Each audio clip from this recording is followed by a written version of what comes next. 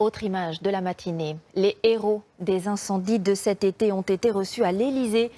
Plus de 350 personnes qui ont lutté contre les flammes avec les pompiers et notamment des agriculteurs. Emmanuel Macron leur a dit toute sa reconnaissance et toute sa fierté. Le président a aussi annoncé toute une série de mesures pour mieux lutter contre les feux de forêt. La France va par exemple acheter 4 Canadair et louer 10 hélicoptères supplémentaires.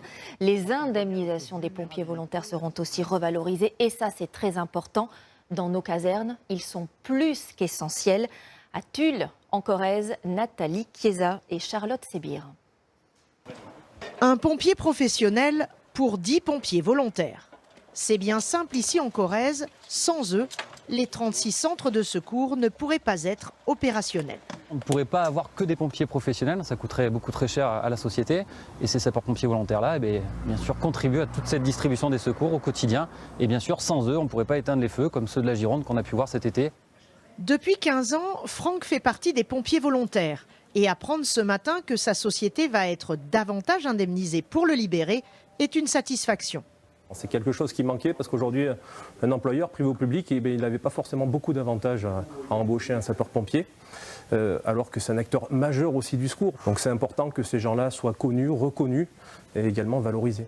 C'est ici, au centre de traitement des appels de Tulle, que sont notés sur cette carte les volontaires capables de rejoindre en 5 minutes les casernes. Sur les couleurs orangées notamment, nous avons du personnel de disponible, 3, qui peut intervenir sur un premier départ, mais qui sera complété par un centre de secours le plus proche possible. Mais pas sûr que l'annonce d'une rémunération plus élevée suscite des vocations.